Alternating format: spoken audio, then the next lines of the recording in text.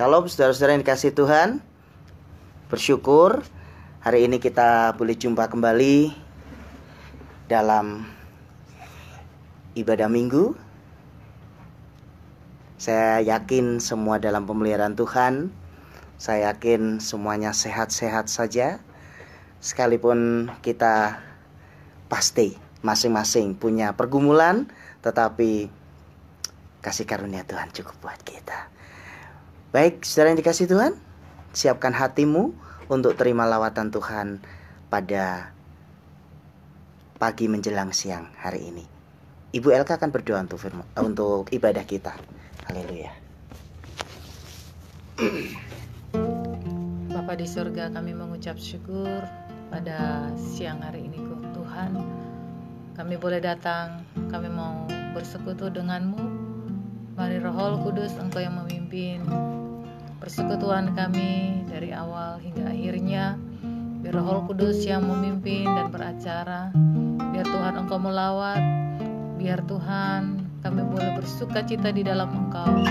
Dan biarlah kasih Tuhan mengalir saat ini, membuat hati kami bersuka cita dan membebaskan kami dari setiap pergumulan, persoalan. Karena kami percaya Tuhan ada dalam kehidupan kami. Kami akan melihat kuasa-Mu Tuhan dinyatakan dalam kehidupan kami. Terima kasih Bapa. Saat ini kami siap menerima lawatan-Mu Tuhan, dan kami siap memberi hati kami, memberi pujian kami yang terbaik untuk kemuliaan bagi nama-Mu. Engkau yang layak ditinggikan, Engkau yang layak dipuji dan disembah. Terpujilah Engkau Tuhan kekal sampai selama-lamanya. Di dalam nama Tuhan Yesus kami berdoa dan mengucap syukur, menyerahkan ibadah kami ini di dalam kuasa penyertaan-Mu. Darah Yesus menyertai dan melindungi kami. Terpujilah Engkau Tuhan dalam nama Tuhan Yesus. Haleluya. Amin. Puji Tuhan. Mari kita siapkan hati kita untuk menyembah Dia. Terima kasih Tuhan.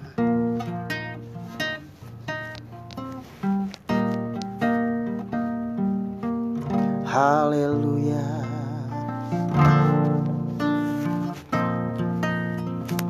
Ku bersyukur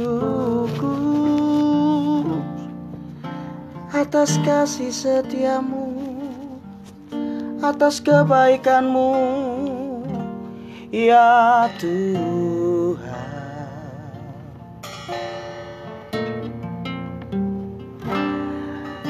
Ku bersyukur Tuhan. Haleluya. Terima kasih Tuhan. Terima kasih. Haleluya.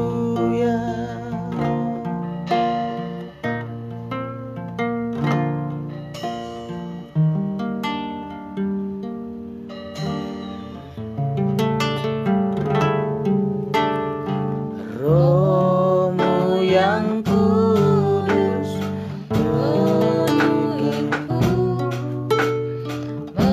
mengalir dalamku.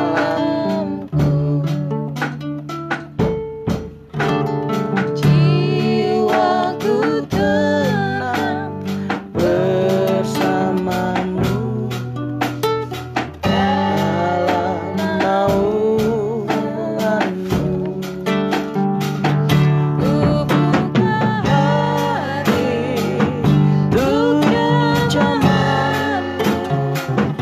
Berserah penuh di hadirat-Mu.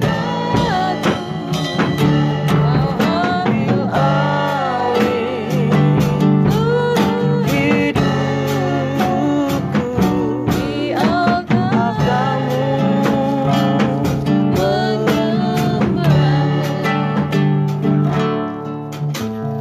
Roh-Mu yang pulihkanku,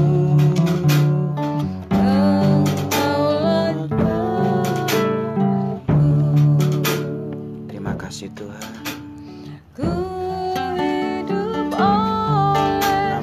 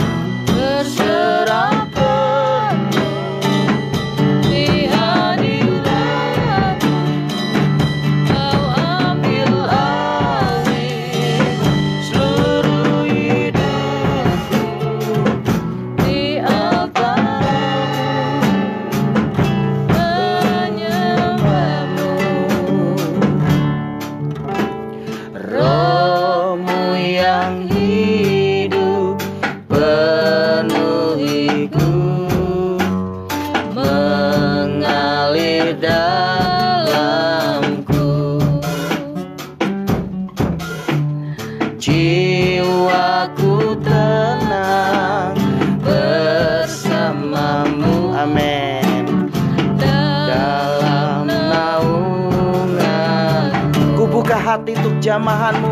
Ku buka hati, Amen. Untuk jamahan berserah penuh, berserah penuh di hadiratmu. di hadiratmu. Kau ambil alih seluruh hidupku, di altarmu menyembah. Rohmu yang kudus pulihkanku, Rohmu yang kudus pulihkanku. Engkaulah damaiku, Engkaulah damaiku. Ku hidup oleh anugerah-Mu yang menyertaiku. Ku hidup oleh Anugerah-Mu yang menyertaiku.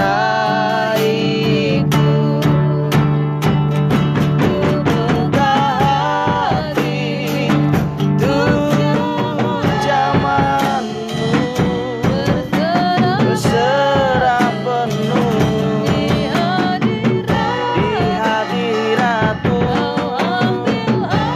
Kau ambil alih seluruh hidupku, di altar-Mu menyembah-Mu.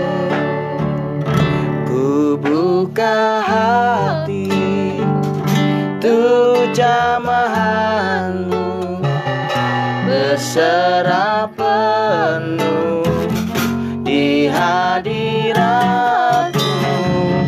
Kau ambil alih seluruh hidupku, di altar-Mu menyembah, di altar-Mu menyembah-Mu, di altar-Mu menyembah, di altar-Mu, di altar-Mu menyembah-Mu.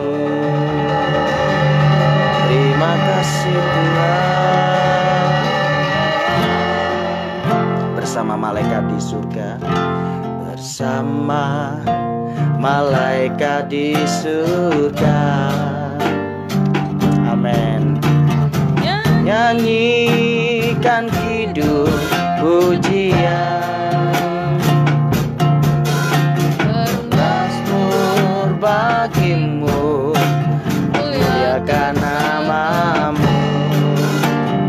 Yesus, aku menyanyimu. Tanganku ku angkat, tanganku ku angkat padamu. Amin. Masuk dalam hadirat-Mu, rasakan kasih-Mu, ku jadi milik-Mu. Yesus, aku memuji-Mu. Hosana, Hosana, aku memuji-Mu. Haleluya, haleluya, aku menyembah-Mu. Hosana, Hosana, Hosana, aku memuji-Mu. Haleluya, haleluya, aku menyembah-Mu. Amin. Mari kita lebih lagi untuk memuji Dia, meninggikan nama-Nya, kita sembah Dia. Haleluya,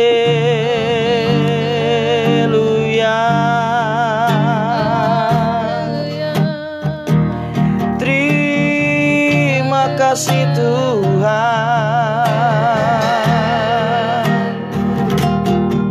Syukur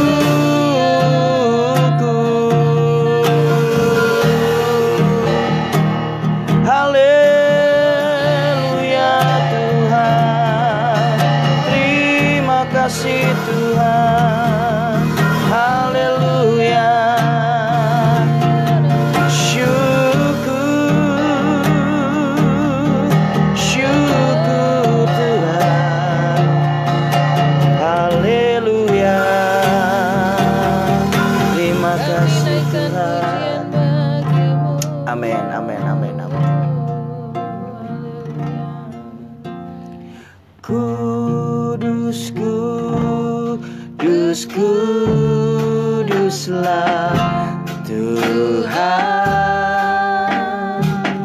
kuduslah Tuhan.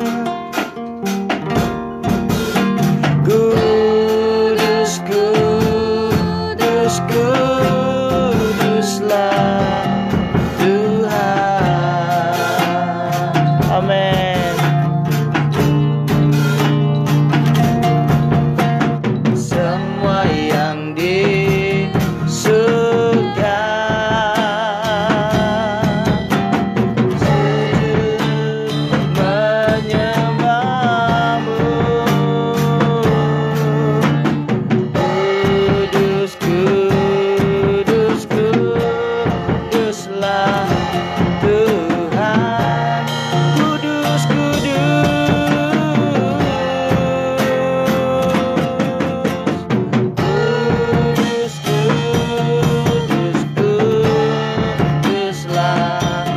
Tuhan. Kau Allah yang kudus. Kudus, kudus, kuduslah Tuhan. Amin. Semua yang di surga sujud menyembahmu. Kudus, kudus, kuduslah Tuhan. Kudus, kudus, kudus, kudus, kuduslah Tuhan. Katakan kudus, kuduslah Tuhan. Amin. Kudus, kudus, kuduslah Tuhan. Oh, amin. Semua yang di surga sujud menyembahmu. Kudus, kudus, kuduslah Tuhan. Kudus, kudus, kudus.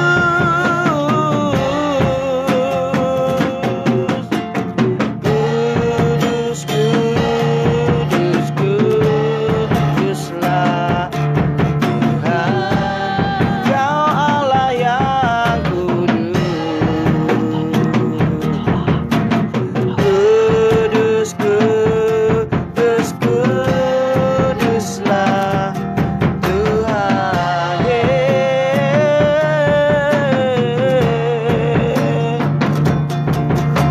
Semua yang di surga sujud menyembahmu. Kudus, kudus, kuduslah Tuhan. Mari saudaraku, siapkan hatimu untuk mendapat lawatan Tuhan melalui firman-Nya. Terima kasih Tuhan. Ku bersyukur, haleluya. Terima kasih, haleluya.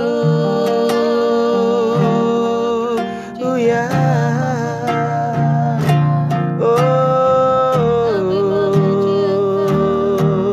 Yesus. Terima kasih Tuhan. Syukur Tuhan. Haleluya.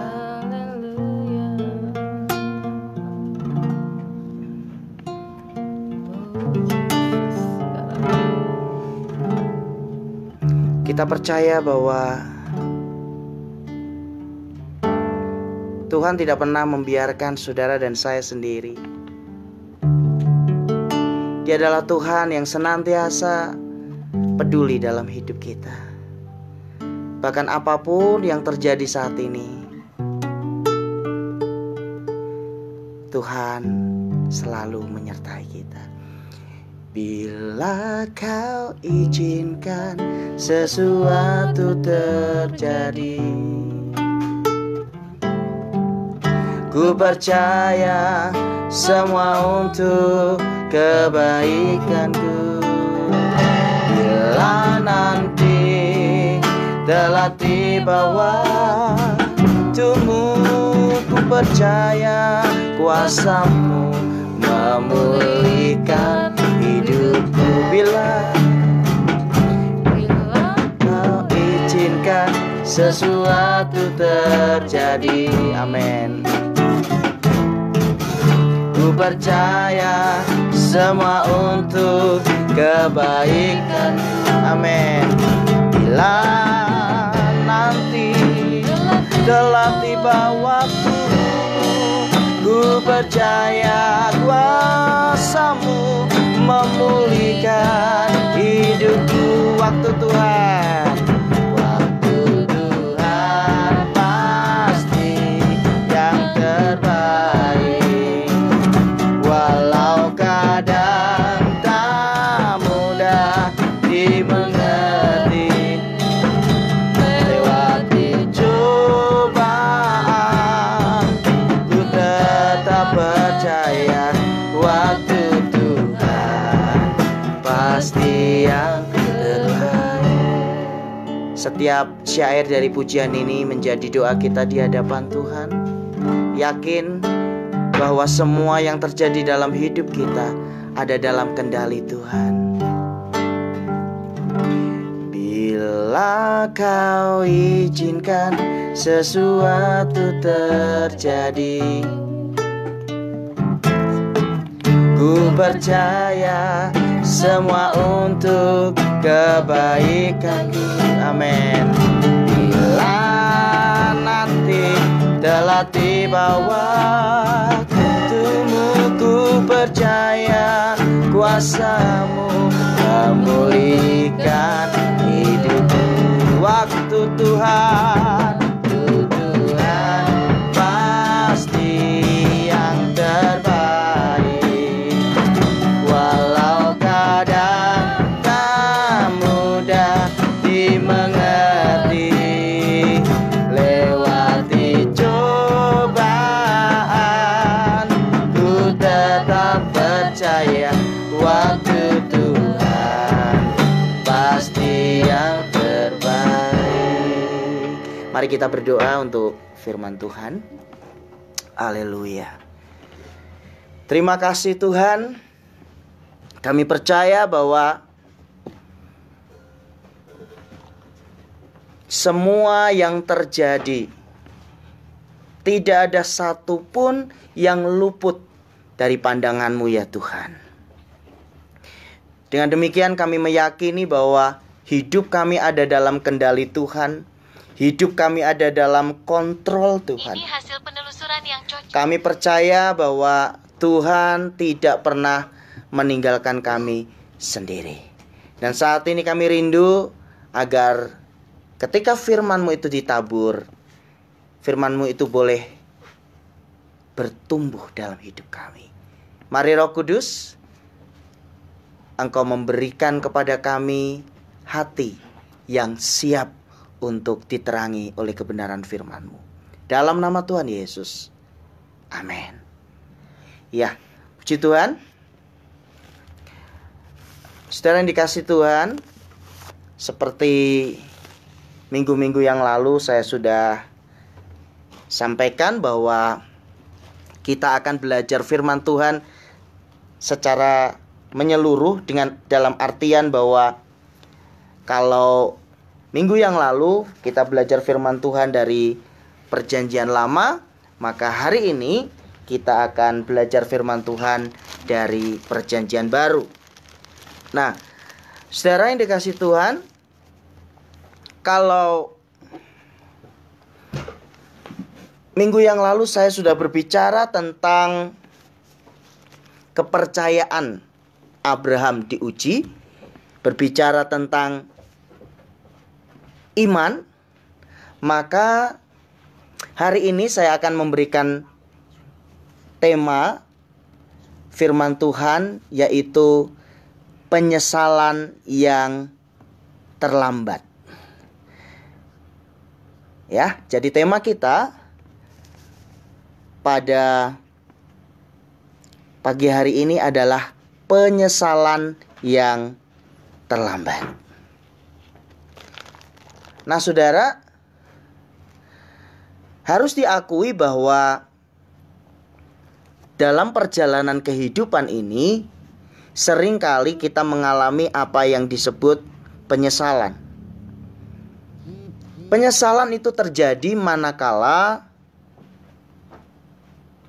kita abai terhadap sesuatu yang penting yang seharusnya kita kerjakan dengan serius. Nah, hari ini saya akan berbicara tentang bagaimana saudara dan saya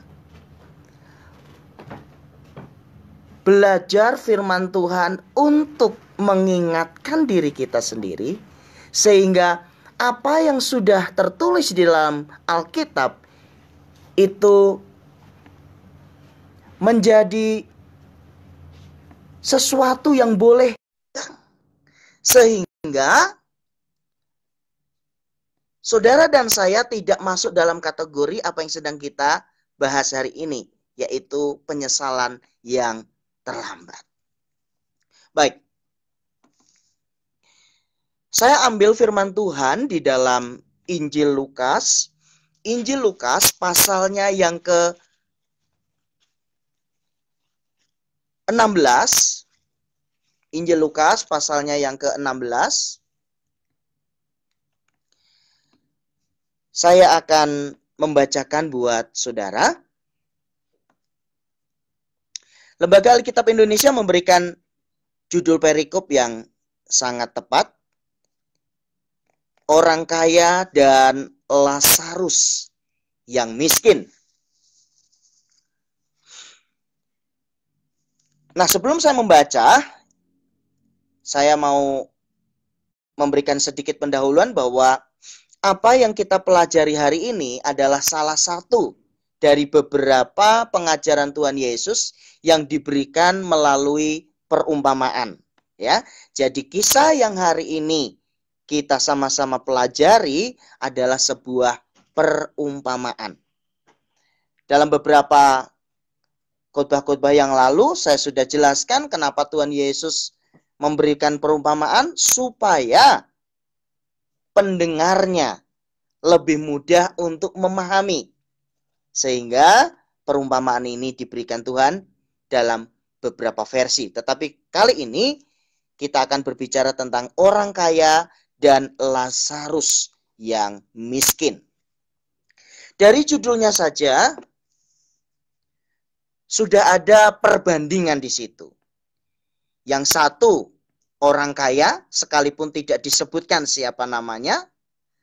Kemudian yang kedua adalah Lazarus yang disebutkan status sosialnya, yaitu seorang yang miskin. Sebuah perbandingan yang bertolak belakang. Yang satu kaya, yang satu miskin. Mari kita akan mempelajari kisah ini. Lukas pasal 16, saya mulai dari ayat yang ke-19. Ada seorang kaya yang selalu berpakaian jubah ungu dan kain halus. Dan setiap hari ia bersukaria dalam kemewahan. Sampai di sini dulu. Coba kita sama-sama pelajari. Tuhan Yesus memberikan perumpamaan bahwa ada seorang yang kaya. Status sosialnya adalah seseorang yang memiliki kelebihan dalam materi. Digambarkan bahwa dia selalu berpakaian jubah ungu. berbicara tentang jubah ungu, itu adalah arti simbolik. Jubah ungu itu berbicara tentang jubah kerajaan, berbicara tentang status sosial yang tinggi. Sehingga kalau Tuhan mengatakan ada seorang kaya yang selalu berpakaian jubah ungu, ini mewakili bahwa orang ini benar-benar adalah orang yang memiliki strata sosial yang sangat tinggi. Bukan hanya jubahnya yang diberikan penjelasan oleh Tuhan, tetapi juga dia menggunakan kain yang halus, pakaian yang bermerek kalau zaman sekarang ya. Nah, lalu apa yang dia lakukan? Setiap hari ia bersukaria dalam kemewahan. Bukan kadang-kadang, saudara. Bukan sebulan sekali, saudara. Tetapi setiap hari ia bersukaria dalam kemewahan. Apa sebenarnya yang Tuhan ingin sampaikan dari kisah ini? Tuhan sedang memberitahu bahwa ini ada seseorang yang sepanjang hidupnya dia hanya memikirkan dirinya sendiri. Dia hanya melakukan apa yang hatinya inginkan. Dia lakukan. Dan tidak ada yang lain yang ada di benaknya. Yang ada adalah bersenang-senang, bersenang-senang, dan bersenang-senang. Mari kita lanjutkan pembacaan berikutnya. Lukas 16 ayat 20. Dan ada seorang pengemis bernama Lazarus. Nah, saudara, agak menarik memang apa yang Tuhan Yesus lakukan dalam pengajarannya kali ini. Kepada orang yang kaya, Tuhan hanya memberikan sebuah inisial. Bahwa orang ini menggunakan jubah warna ungu, kain halus, dan perilakunya adalah bersenang-senang setiap harinya. Tetapi siapa orang itu? Tuhan Yesus tidak memberikan namanya disebutkan di situ. Sedangkan di ayat yang ke-20, ada seorang pengemis bernama Lazarus. Nah, saya yakin bukan tanpa sebab Tuhan mencantumkan nama pengemis ini. Nah, saudara, ada banyak nama yang sama di dalam Alkitab ya. Jadi Lazarus ini adalah berbeda dengan Lazarus saudara dari Marta dan Maria, berbeda. Ini adalah Lazarus, seorang pengemis yang sedang diceritakan oleh Tuhan Yesus dalam perumpamaannya. Lalu Tuhan memberikan gambaran tentang seperti apa sih pengemis yang bernama Lazarus ini. Badannya penuh dengan borok. Tuhan sedang menunjukkan bahwa kondisi pengemis ini sangat memprihatinkan. Badannya penuh dengan borok. Artinya adalah pengemis ini sedang dalam kondisi tidak sehat secara fisik. Karena penuh dengan borok. Bisa jadi karena segala keterbatasan yang dia miliki sehingga dia mungkin tidak bisa berobat ke tabib pada waktu itu. Sehingga luka sedikit dibiarkan, akhirnya sekujur tubuhnya penuh dengan borok atau luka yang sudah lama dibiarkan. Berbaring dekat pintu rumah orang kaya itu. Nah, jadi keberadaan dari Lazarus pengemis ini, dia ada di dekat pintu rumah orang kaya itu. Jadi kita bisa bayangkan ada sebuah pemandangan yang kontras di situ. Di satu sisi ada seorang yang kaya raya, setiap hari berfoya-foya. Di sisi lain ada seorang pengemis yang sangat memprihatinkan kondisinya, penuh luka di sekujur tubuhnya, dan dia berbaring dekat pintu rumah orang kaya itu. Ada kemungkinan karena dia sudah tidak sehat, dia juga sudah sangat lemah, sehingga dia hanya bisa berbaring saja. Mari kita lanjutkan kisah ini. Dan ingin menghilangkan laparnya. Jadi pengemis ini kondisinya adalah sedang dalam kondisi kelaparan. Dan ingin menghilangkan laparnya dengan apa yang jatuh dari meja orang kaya itu. Malahan anjing-anjing datang dan menjilat boroknya. Nah, saudara,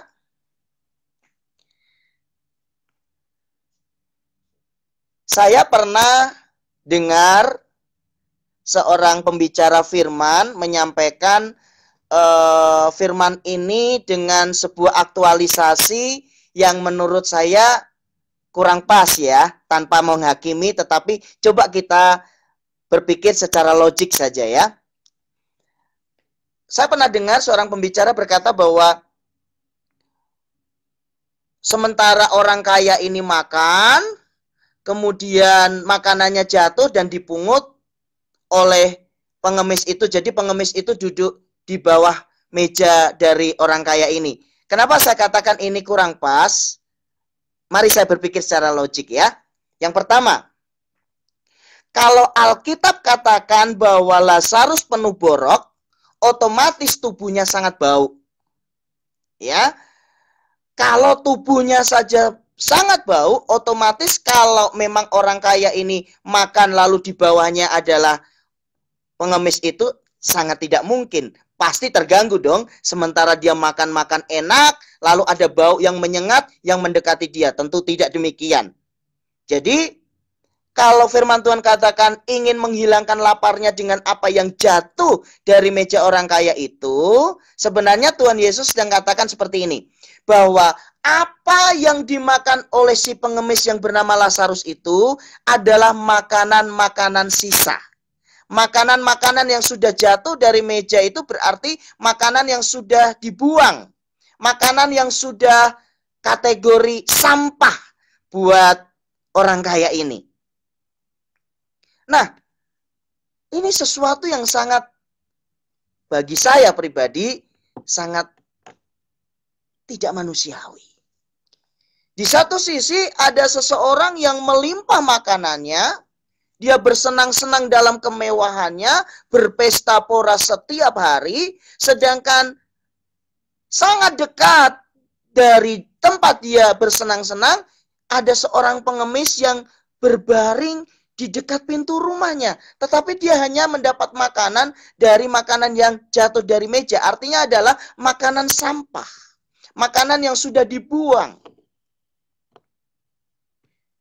Dari sini saja kita bisa mengambil pelajaran bahwa orang kaya ini selain egois, dia hanya memikirkan kesenangannya sendiri.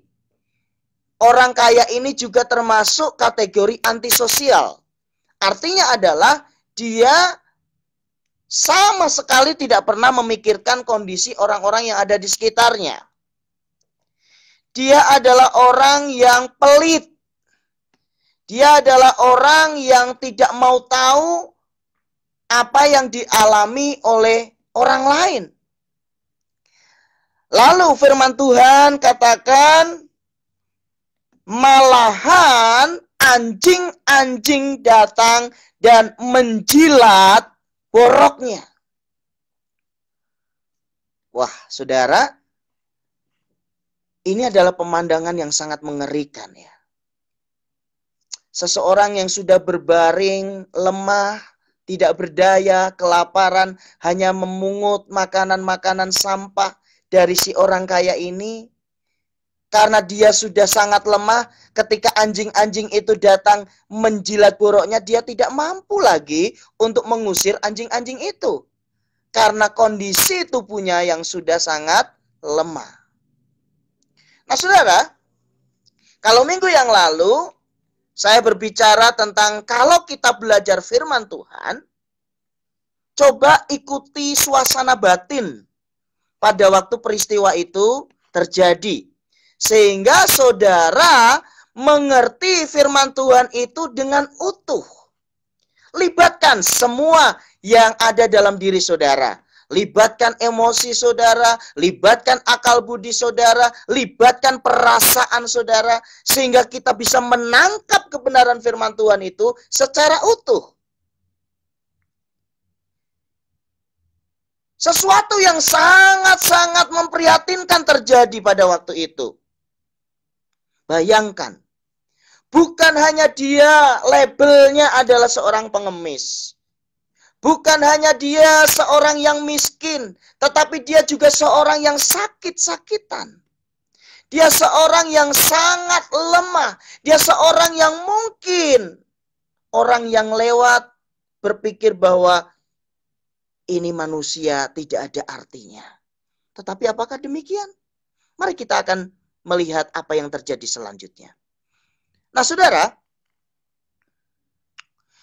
kalau firman Tuhan katakan malahan anjing-anjing datang dan menjilat boroknya, itu artinya adalah bahwa orang ini benar-benar sudah tidak dipedulikan oleh kebanyakan orang. Kenapa saya katakan seperti itu? Tuhan Yesus berbicara dalam sudut pandang sebagai seorang Yahudi. Bagi orang Yahudi, anjing itu adalah binatang yang haram.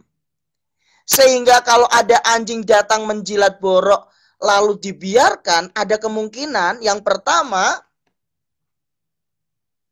dia tidak mau bersentuhan dengan anjing-anjing itu karena haram bagi dia. Tetapi lebih daripada itu, yang kedua adalah berarti Lazarus ada di tengah-tengah lingkungan sosial yang sangat tidak peduli terhadap dirinya. Apa yang dialami oleh Lazarus sangatlah lengkap. Secara fisik, dia sakit-sakitan. Dia tidak diperhatikan oleh lingkungannya. Lalu Alkitab mencatat Lukas 16 ayat 22, kemudian matilah orang miskin itu. Lazarus mati. Lalu dibawa oleh malaikat-malaikat ke pangkuan Abraham. Wow. Di sini nih saya mau agak panjang sedikit, saudara ya. Di sepanjang perjalanan kehidupan Lazarus yang miskin ini, apa yang dia alami adalah sesuatu yang sangat-sangat tidak menyenangkan. Dia sering diejek, dia sering ditolak, dan yang pasti Lazarus ini sepanjang kehidupannya sering meneteskan air mata kesedihan karena apa yang dia alami. Tetapi yang menarik adalah kisah di akhir kehidupannya. Kemudian matilah orang miskin itu, lalu dibawa oleh malaikat-malaikat ke pangkuan Abraham. Nah, tadi saya sudah katakan bahwa Tuhan Yesus mengajar dalam perumpamaan ini dalam sudut pandang sebagai orang Yahudi. Sehingga ketika Lazarus ini mati, malaikat menjemput roh dia dan dibawa ke pangkuan Abraham. Artinya adalah Lazarus yang miskin ini menikmati sukacita yang dinikmati oleh Abraham, bapak orang percaya itu. Di mana kita sudah mendengar kisahnya minggu yang lalu. Nah, saudara dikasih Tuhan, Tuhan kali ini mengajar dengan begitu gamblang, memberikan perbandingan-perbandingan, sehingga saudara dan saya pada akhirnya bisa mengambil pelajaran di dalamnya. Coba kita lihat apa yang Tuhan Yesus lanjutkan dalam perumpamaannya. Ayat 23 dari Lukas pasal 16. orang kaya itu juga mati. Nah, saudara, kalau namanya kematian, itu tidak peduli status sosial. Entahkah dia kaya, entahkah dia miskin, entahkah dia populer, entahkah dia tidak dikenal oleh siapapun, semua orang yang hidup nanti juga pasti mati. Nah, orang kaya ini juga mati. Tuhan sedang berbicara seperti ini loh. Mau sampai kapan kalian orang-orang yang tidak pernah peduli dengan kehidupan sesudah kematian? Selama jantung masih berdetak, hanya memikirkan diri sendiri, hanya memikirkan kesenangannya sendiri, dan tidak pernah berpikir bahwa suatu saat nanti jantung ini pasti berhenti. Itu artinya adalah kita pindah alamat dari dunia yang fana ini menuju kepada alam kekal, di mana hanya ada dua pilihan. Kehidupan kekal bersama dengan Tuhan, atau kematian kekal dalam penyiksaan di dalam api neraka. Orang kaya itu juga mati, lalu dikubur. Beda ya saudara ya. Kepada Lazarus yang miskin, Tuhan bilang, begitu dia mati, malaikat-malaikat itu menjemput dia. Sedangkan kepada orang kaya ini, Tuhan Yesus hanya katakan orang kaya itu mati lalu dikubur. Tidak ada penyambutan di situ saudara ya. Lalu kita akan melihat selanjutnya. Dan sementara ia menderita sengsara di alam maut, ia memandang ke atas. Dan dari jauh dilihatnya Abraham dan Lazarus duduk di pangkuannya. Waduh.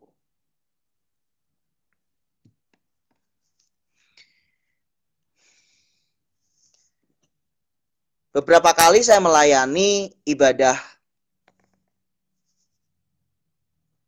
kematian, maka saya sering katakan kepada keluarga yang ditinggal ataupun kepada jemaat yang mengikuti ibadah penghiburan,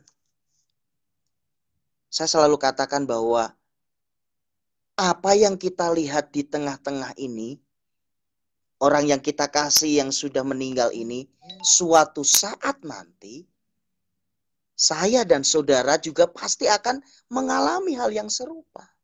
Ini hanya masalah waktu saja.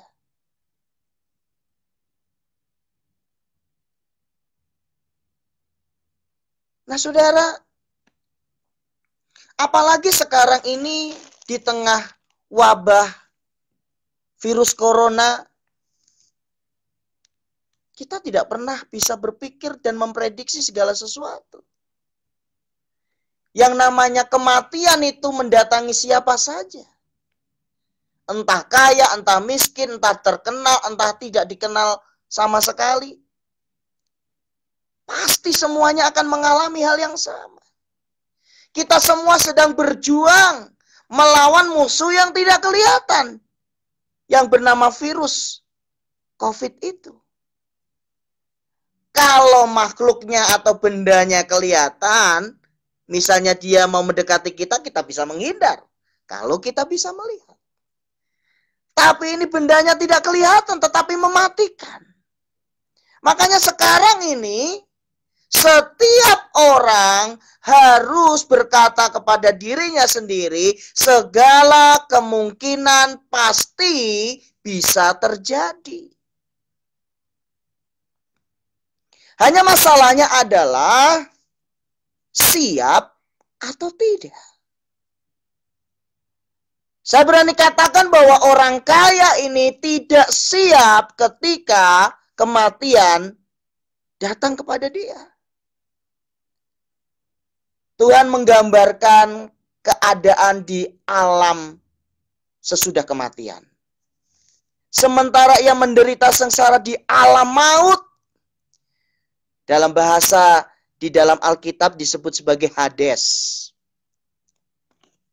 Suatu tempat penampungan sementara buat roh-roh orang yang sudah mati di luar Tuhan Yesus. Mereka ada di Hades. Hades itu bukan neraka, tetapi suasana dari neraka itu sudah bisa dirasakan oleh mereka. Dan sementara ia menderita sengsara di alam maut, jelas di situ bahwa orang kaya ini mengalami penderitaan, bahkan kesengsaraan di alam maut. Ia memandang ke atas, berarti Hades di bawah, kemudian tempatnya Abraham ada di atas, Firdaus. Lalu dia bisa melihat Lazarus dari bawah. Ada sebuah pemandangan yang benar-benar membuat orang kaya ini gigit jari. Dia bisa mengingat dulu ketika dia hidup di dunia. Mungkin setiap jumpa dengan Lazarus yang ada adalah penghinaan. Setiap ketemu Lazarus yang ada adalah sebuah tindakan-tindakan yang tidak manusiawi. Karena Alkitab mencatat dia hanya makan dari yang jatuh dari mejanya. Artinya tidak pernah ada kebaikan yang dilakukan oleh orang kaya ini. Tetapi ketika dua-duanya mati dan pindah ke alam kekekalan, ada perbedaan yang sangat mencolok di sana. Lazarus yang selama di dunia, dia mengalami penderitaan, ketika dia mati, dia mengalami sukacita. Sedangkan orang kaya ini, dia hanya bisa memandang ke atas dan mengalami penderitaan dan kesengsaraan yang tidak pernah berakhir. Ayat 24 Lukas pasal 16. Lalu ia, orang kaya ini berseru katanya, Bapak Abraham, kasihanilah aku.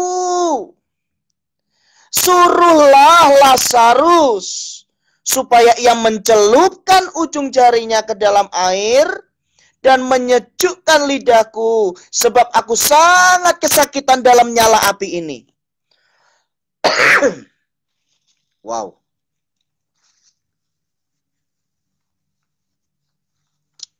Saya prihatin loh saudara. Kalau ada orang dalam segala kemapanannya, dia tidak pernah memikirkan bahwa neraka itu ada. Sehingga apa yang dia mau lakukan, dia lakukan tanpa berpikir panjang. Bahwa apa yang dia lakukan di dunia, itu pasti akan berakibat ketika dia nanti tinggalkan dunia ini. Lazarus berkata, Bapak Abraham, kasihanilah aku, suruhlah Lazarus supaya mencelupkan ujung jarinya. Ini sebuah keadaan yang sangat kontras, saudara. Waktu di dunia, boro-boro minta tolong sama Lazarus. Yang ada mungkin adalah dia dihina habis-habisan. Tetapi ketika di alam maut, dia melihat bahwa Lazarus jauh lebih bahagia sedangkan dia dalam penderitaan. Dia mau supaya Lazarus menolong dia dengan memberikan sedikit air. Karena dia begitu mengalami penderitaan yang dahsyat.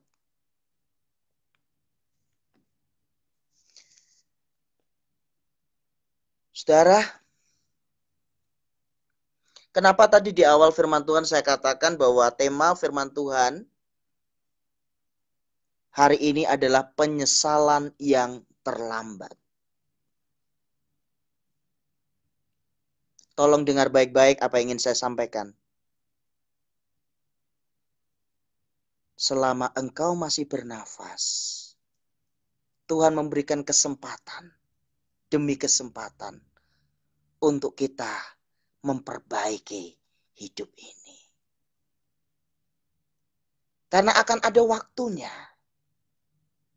Kita akan tinggalkan segala sesuatu yang mungkin saat ini menjadi kebanggaan kita.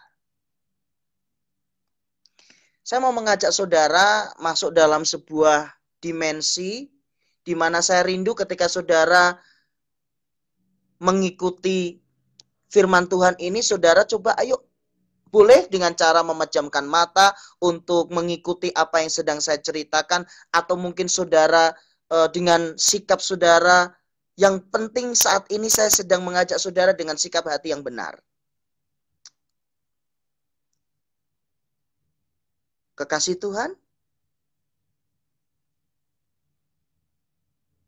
suatu hari nanti, siap ataupun tidak, kita tidak pernah tahu kapan itu,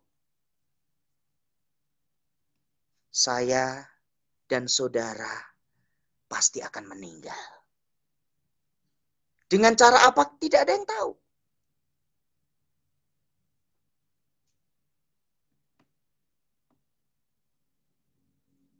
Nah, ketika jantung sudah berhenti berdetak, aliran darah sudah tidak lagi bisa mengalir di seluruh tubuh, maka tubuh kita menjadi kaku. Roh dan jiwa kita meninggalkan tubuh ini. Sekali lagi, saya ingin mengajak saudara untuk masuk pada suasana batin dengan harapan di akhir firman Tuhan, kita semua sama-sama mawas diri. Dan minta ampun kepada Tuhan. Kalau mungkin selama ini kita abai dengan kehidupan yang sembarang yang sedang kita jalani. Mungkin kita bisa melihat orang-orang yang kita kasih menangis. Kita melihat tubuh kita terbujur kaku di sebuah peti. Kita melihat mungkin istri kita, anak kita, orang-orang yang kita kenal menangis. Lalu jasad kita diantar sampai di sebuah pemakaman. Kita masih bisa melihat mereka yang menangis. Tubuh kita ditutup oleh tanah. Diberikan batu nisan dan ditulis nama kita di situ. Hanya untuk mengingat bahwa pernah ada seorang yang bernama, nama saudara, sebutkan masing-masing, hidup di dunia ini. Lalu satu persatu saudara akan ditinggalkan. Dan saudara akan melihat jasad saudara sendirian di situ. Di tengah kumpulan banyak batu nisan yang lainnya. Sebuah keadaan yang mau tidak mau, suka tidak suka, siap tidak siap, itu pasti kita akan alami. Roh dan jiwa yang biasanya menempati jasad ini sudah tinggalkan. Jasad ini kemudian hancur. Kembali menjadi tanah. Lalu roh dan jiwa ini masuk di alam penantian. Di mana di sana alamatnya cuma ada dua pilihannya. Surga yang kekal bersama dengan Tuhan Yesus. Ada sukacita di sana.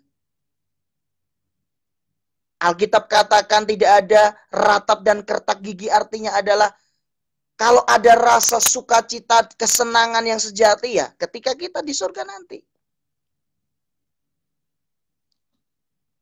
Atau alamat yang berikutnya, kematian kekal dalam penyiksaan seperti yang dialami oleh si kaya ini.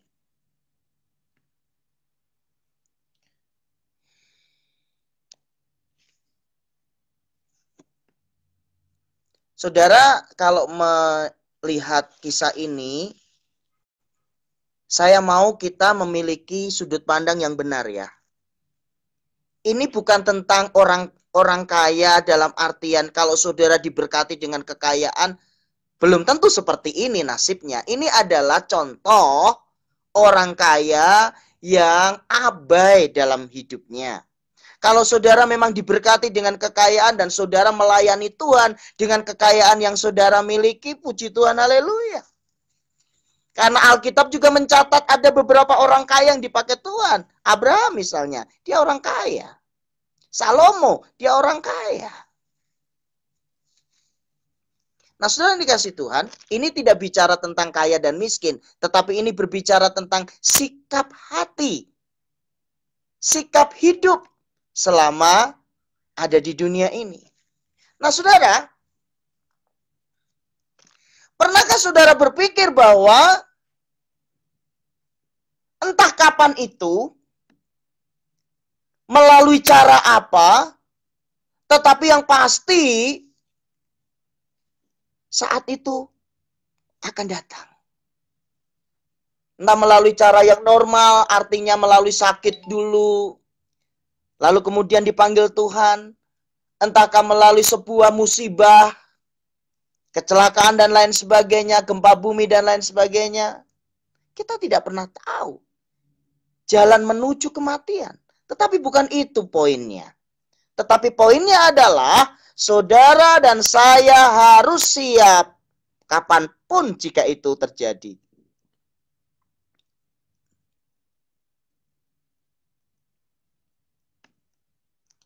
Saya mau tanya kepada saudara.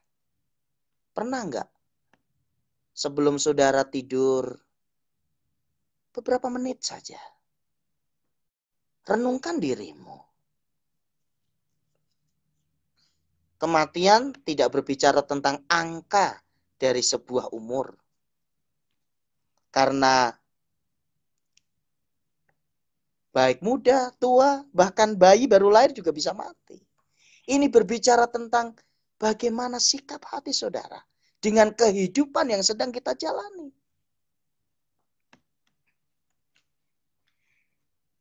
Sebagai seorang gembala, saya selalu ingatkan jemaat yang kami layani. Hei, jangan sibuk cari duit terus.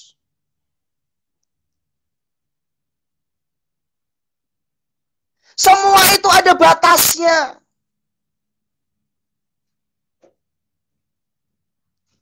Cari duit harus. Karena dengan duit kita bisa lakukan apa saja. Tetapi sibuk dengan cari duit tanpa memikirkan kehidupan sesudah kematian itu mengerikan. Contohnya adalah orang kaya yang bodoh ini loh saudara. Setiap hari dia bersenang-senang. Dia berpikir aku akan hidup 1000 tahun lagi. Berapa banyak di antara saudara yang mengikuti firman Tuhan ini berpikir seperti itu? Bicara kematian nanti ajalah. Masih jauh itu. Saudara, saya ingatkan. Tidak ada yang tahu di antara kita. Ayo saudara. Tadi saya katakan untuk sesaat. Coba saudara merenung. Bagaimana dengan hidupmu saat ini? Bagaimana dengan sikap hatimu kepada Tuhan? Saya tidak pernah melarang kalau jemaat ibadah tidak membawa Alkitab. Karena saya sendiri juga sering pakai HP ketika membaca Alkitab. Tetapi masalahnya adalah, bisakah kita mendisiplin diri kita? Sementara ibadah berlangsung yang hanya 1-2 jam, kita disiplin hanya dengan Tuhan. Tidak sibuk dengan yang lainnya. Karena kadangkala godaan-godaan itu sering menghampiri kita. Maksud hati ingin baca Alkitab, tapi tiba-tiba ada WhatsApp masuk. Tidak sengaja kepencet. Kita baca sebentar. Saudara, saya tidak sedang katakan itu boleh atau tidak boleh, tetapi saya mau katakan gini, hidup ini kesempatan. Itu maksudnya. Nah saudara, Lalu Abraham berkata, Lukas pasal 6 ayat 25, tetapi Abraham berkata, anak, ingatlah bahwa engkau telah menerima segala yang baik sewaktu hidupmu. Sedangkan Lazarus segala yang buruk. Bapak Abraham, bapak yang bijak, bapak orang percaya itu berbicara dengan apa adanya. Dia katakan, anakku, sekalipun dia ada di Hades, di alam maut, dia tetap dipanggil sebagai anak. Anakku, kamu kan sudah dapat apa yang menjadi bagianmu selama ada di dunia. Semua yang baik, makanan yang enak, baju yang mewah, penghormatan orang-orang di sekitarmu, kau udah terima semua itu. Sedangkan Lazarus, segala yang buruk.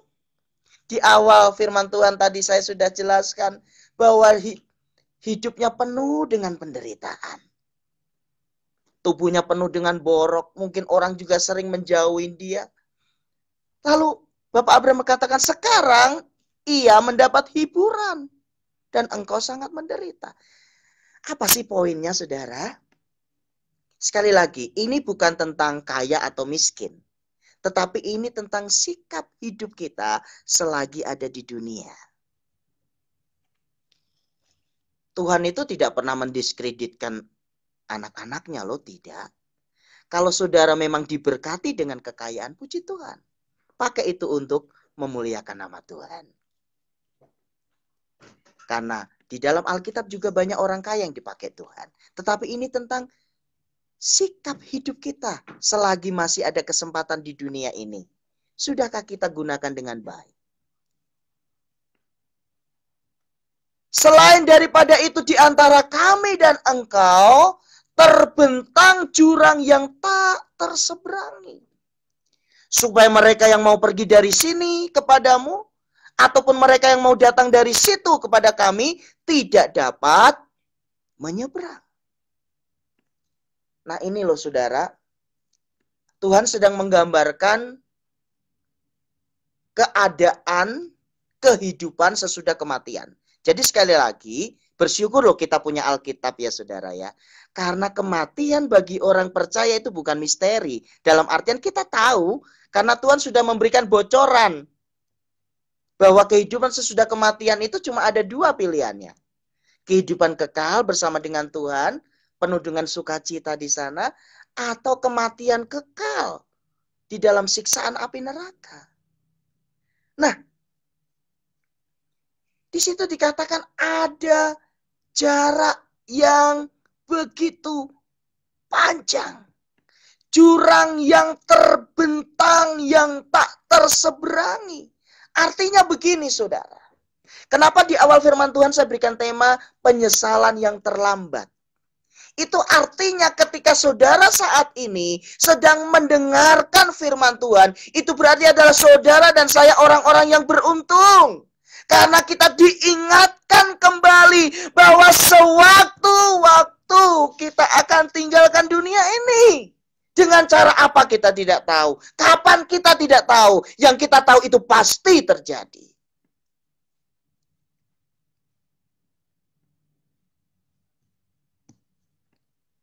Lalu Tuhan Yesus melanjutkan ceritanya dalam perumpamaan. Kata orang itu, kalau demikian, aku minta kepadamu, Bapak, supaya engkau menyuruh dia ke rumah ayahku. Waduh. Saudara, ternyata orang kaya ini mulai sadar bahwa dia tidak mau ayahnya, saudara-saudaranya mengalami apa yang dia alami.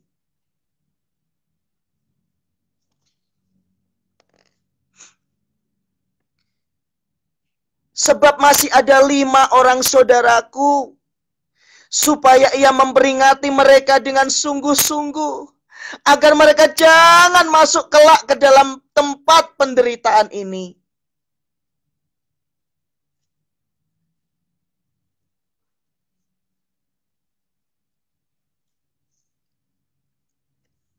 Jujur saudara,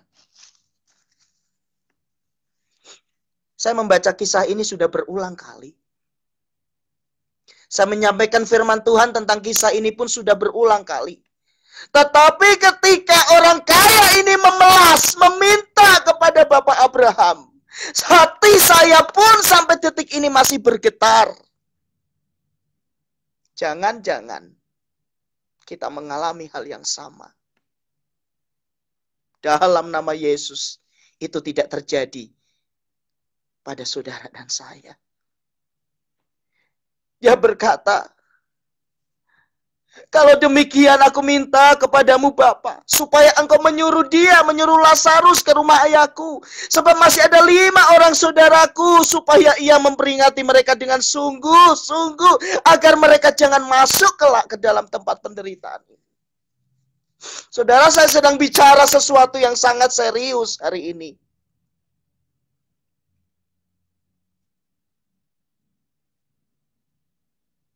Jangan sampai kita menyesal. Mari. Pilihan ada pada saudara dan saya.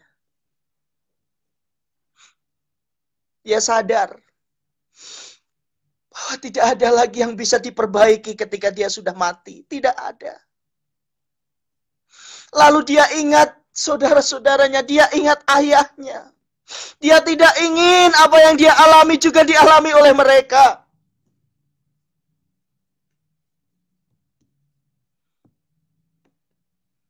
Tetapi kata Abraham, ada pada mereka kesaksian Musa dan para nabi.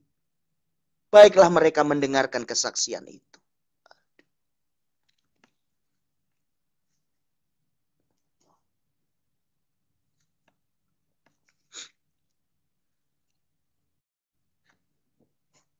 Saudara,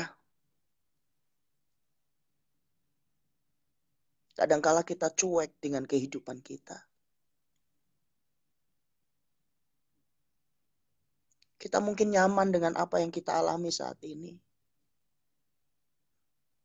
Tapi sadarkah saudara? Senang ataupun tidak, siap ataupun tidak, suatu saat itu kita bisa tinggalkan semua.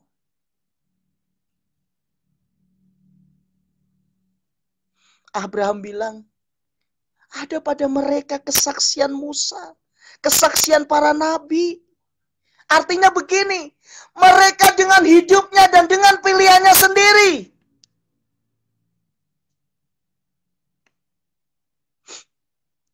Jawab orang itu, tidak Bapak Abraham. Tetapi jika ada seorang yang datang dari antara orang mati kepada mereka, mereka akan bertobat.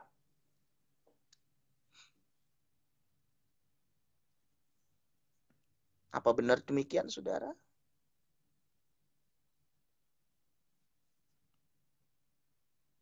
Kata Abraham kepadanya, jika mereka tidak mendengarkan kesaksian Musa dan para nabi, mereka tidak juga akan mau diyakinkan sekalipun oleh seorang yang bangkit dari antara orang mati.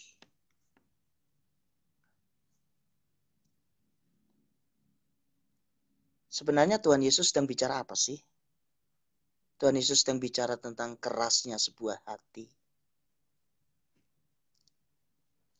Saudara, pernah nggak jumpa orang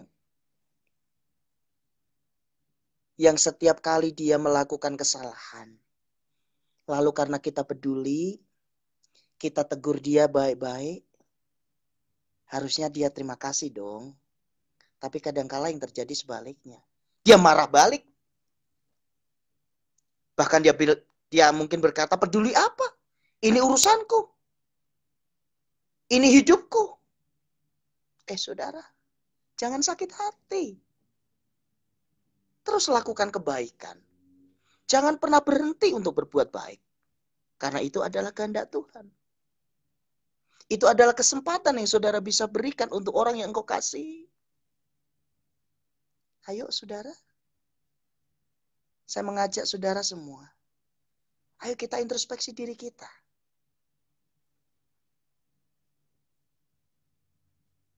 Jika waktu itu tiba, sudahkah kita siap?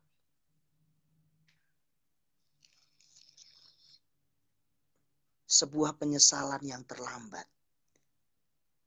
itu hanya satu terjadi, yaitu ketika kita meninggal di saat kita tidak siap. Saya kadang jujur, saudara,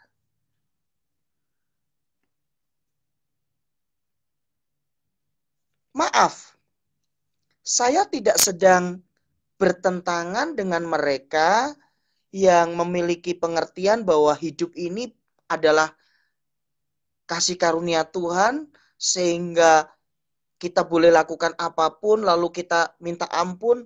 Saudara,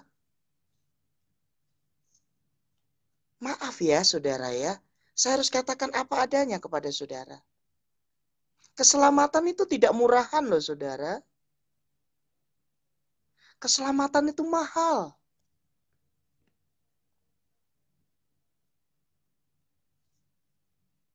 Harga dari sebuah keselamatan adalah darah Tuhan Yesus yang mengalir di atas Kalvari itu. Itu tidak murahan, saudara. Itu sangat mahal. Tuhan begitu mengasihi kita.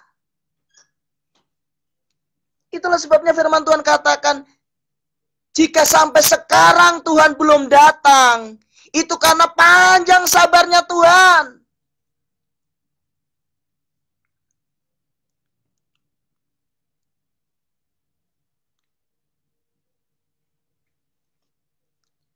Saya pernah dengar ketika saya kunjungan ke jemaat, ngobrol-ngobrol, ada sebuah perbincangan yang menarik ya.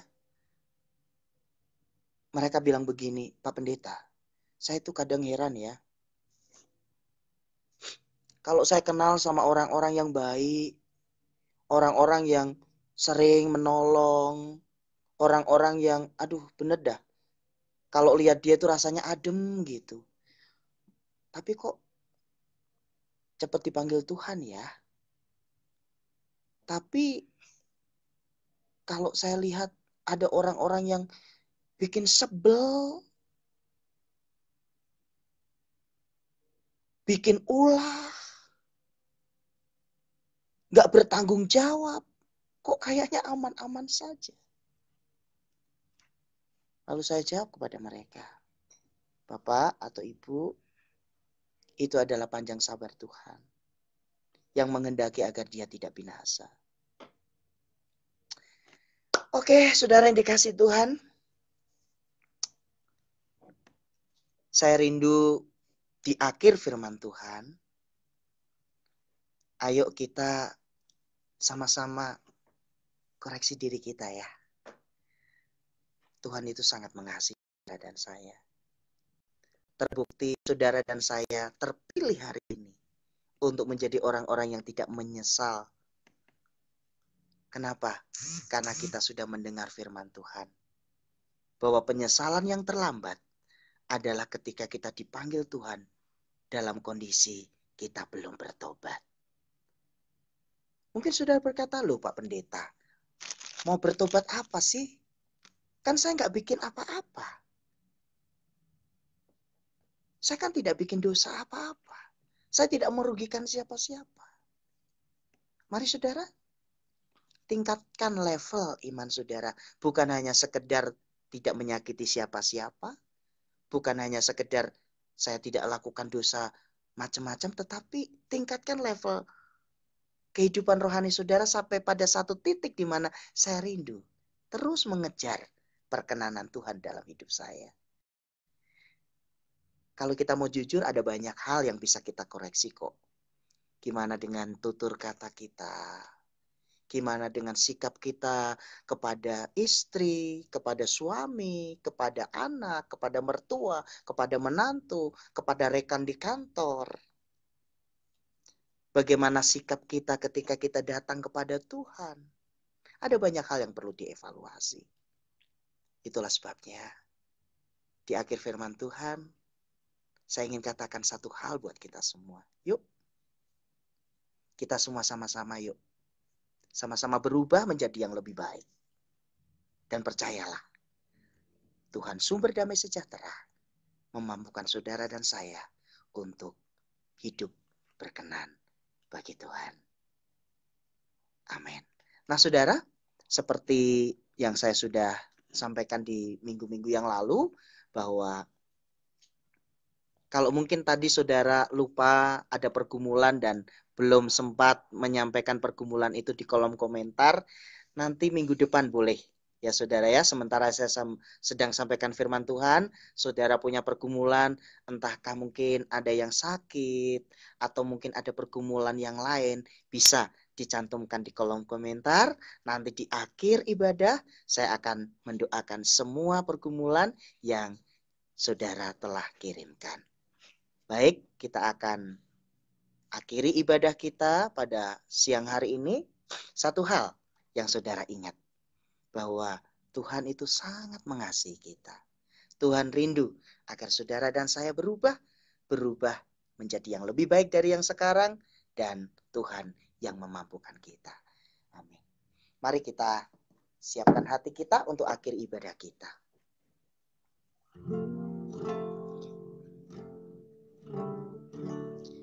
Waktu Tuhan pasti yang terbaik, walau kadang tak mudah dimengerti.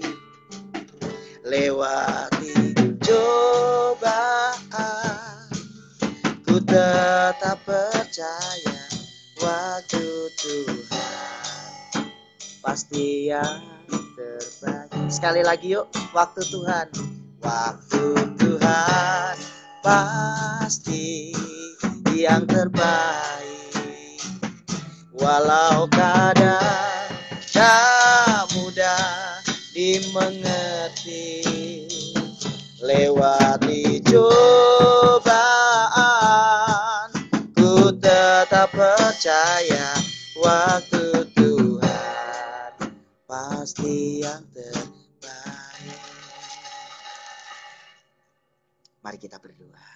Terima kasih Tuhan untuk firman-Mu pada siang hari ini, yang kembali mengingatkan kepada kami supaya kami jangan sampai mengalami sebuah penyesalan yang terlambat.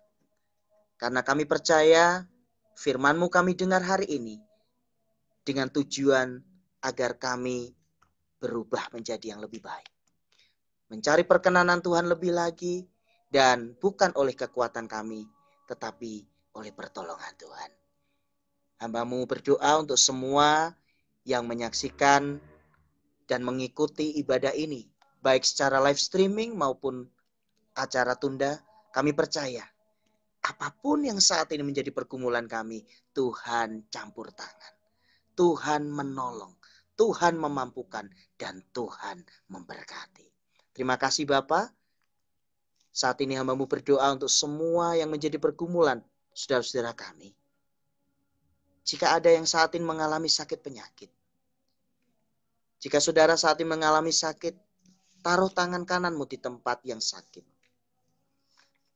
Di dalam nama Tuhan Yesus, oleh bilur-bilur Tuhan Yesus, apapun penyakitmu saat ini, Tuhan Yesus sanggup menyembuhkan.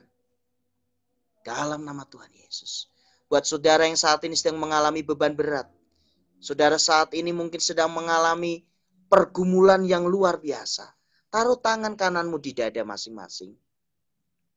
Bapa, hamba berdoa untuk tangan-tangan yang ditaruh di dada.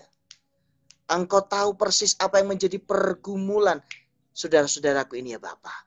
Kami percaya oleh anugerah-Mu yang limpah, Tuhan menolong. Tuhan buka jalan sehingga pergumulan ini pasti bisa teratasi dalam nama Tuhan Yesus. Terima kasih Bapa. Kami menyerahkan hidup kami sepanjang sepekan ini. Kiranya Tuhan menolong kami. Kiranya Tuhan memberkati kami. Mari saudara, angkatlah kedua belah tanganmu tinggi-tinggi dan terimalah berkat Tuhan. Anugerah dari Bapa di surga, kasih sayang dari Tuhan Yesus Kristus, dan persekutuan dengan Roh Kudus kiranya menyertai kehidupan kita mulai siang hari ini sampai Maranatha. Amin. Tuhan berkati.